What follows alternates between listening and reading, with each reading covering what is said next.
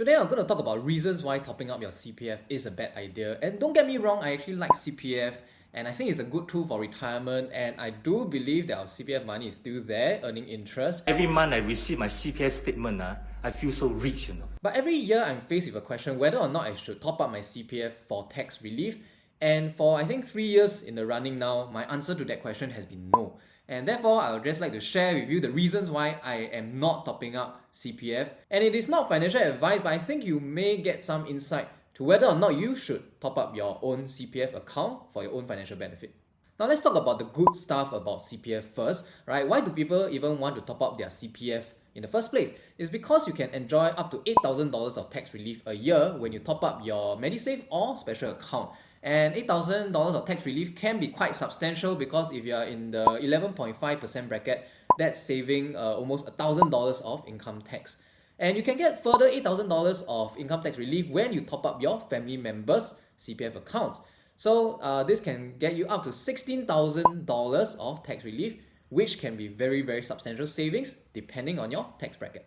Please do me a favor and tap the like button. It only takes you half a second, but it really helps my channel out. Thanks for that, and back to the video.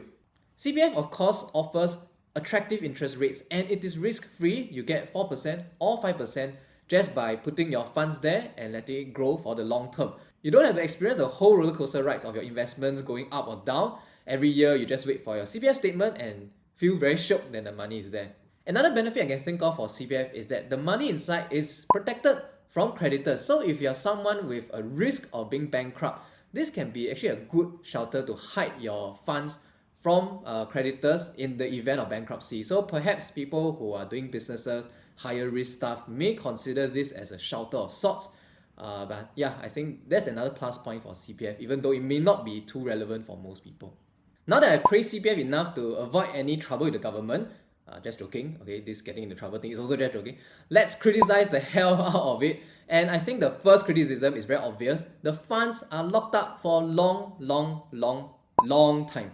Funds that you top up under the CPF Retirement Sum Topping Up Scheme, RSTU, cannot be withdrawn even when you hit your full retirement sum, and will only be paid out as CPF life annuity payments over a few months.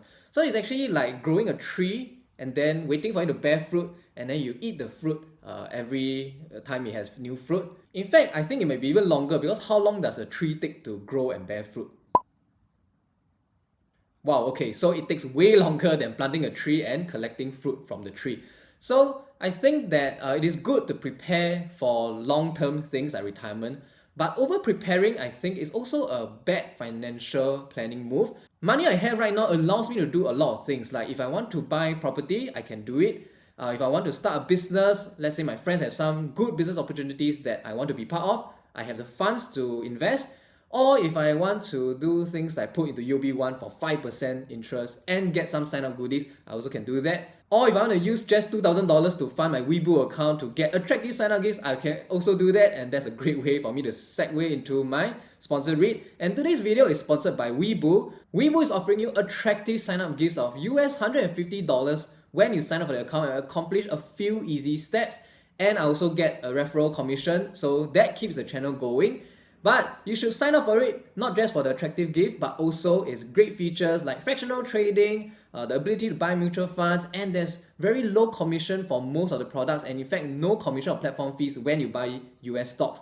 So you get a great sign-up gift, a good trading app, and you help support this channel. So do go and sign up today before the offer runs out. Now for those who have signed up, please remember to fund your accounts so that you can get your sign-up gift. And thanks to Weibo, and thanks to you for signing up. And back to the video. There are also a lot of other circumstances where having money on hand is a lot more useful than having it locked up for the super long term, because you may want to retire early, or you just have unforeseen circumstances that do not allow you to work as long as you would like. And that, I think, is a risk that a lot of people ignore when they very aggressively top up to their CPF and prepare for the long term when they're 65, 70, collecting their monthly CPF life payouts, and forget that from now to their retirement, a lot of things can happen. In short, preparing for the long term is good, and I think there's a good chance that you're already contributing to CPF as an employee in Singapore and you are already preparing for your long-term future. Over preparing for the super long term, on the other hand, can be a very bad financial planning move, especially if you don't have that much disposable income in the first place and you are aggressively topping up to be locked up for a very long time in your CPF account. So I think you should balance between preparing for your future and not over preparing for it. Another reason why I'm reluctant to top up my CPF is because I can get a lot of its benefits elsewhere. For instance, if we talk about the return, 4 or 5% per annum interest may be a very attractive rate, but if we look at the equity market performance in the long term, 4 to 5% is on the lower side of things and you can just invest to get higher returns. Of course, you're going to say, hey, CPF is guaranteed, but investments are very risky, they're not the same thing, and I agree with you. In the short term, investments are very volatile and they are more like speculation. If you were to buy today and expect to earn a profit tomorrow, next month, or even next year, it is going to be a very risky affair. But if you look at the performance of the stock market in the long term, and I'm talking about 20, 30, or even 50 years, you see that the stock market performs very well, much higher than 4 to 5% per annum interest. And in the first place, how do you think CPF can give you 4 or 5% interest? They take the money, they invest for the long term, and then they give you a cut. And with investments so accessible and low cost these days, there's really no reason for us to top up the CPF SA for the 4 to 5% return when we can actually do it ourselves, invest for the super long term, and ride on the market performance to get that return or even higher. When it comes to tax relief, there's also another tool that is, I think, quite good at that, and that's your supplementary retirement scheme, which I talked about in a separate video. So do check that out if you want to learn more about SRS. But in short, it gives a tax shelter up to $15,300.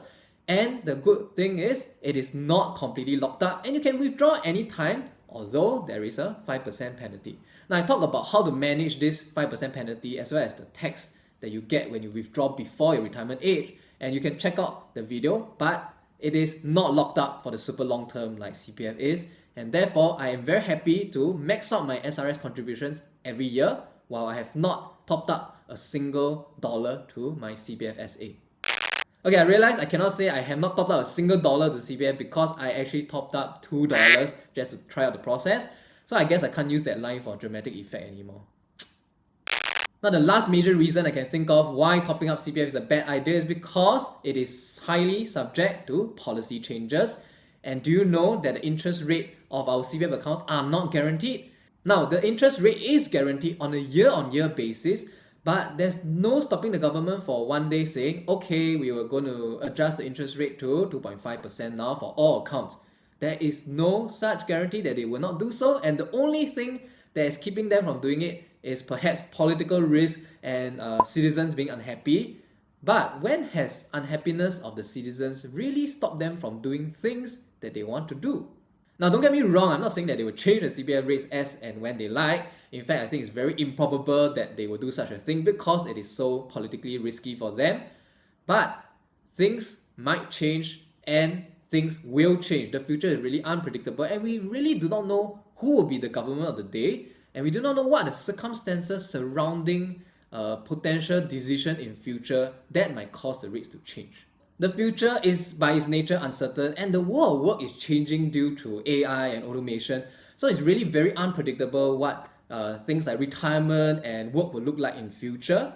Additionally, people are living longer and healthier lives and therefore retirement ages are in flux. This unpredictability means that people need to be flexible and adaptable in order to navigate the changing job market and plan for their retirement. In this context, locking up money in CPF may not be the best idea as it can limit flexibility and options in the case of unforeseen events.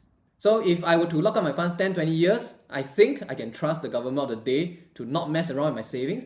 But give it 30, 40, 50 years, how will I know whether things will remain the way they are? Who will be the government of the day in 4 or 5 decades time?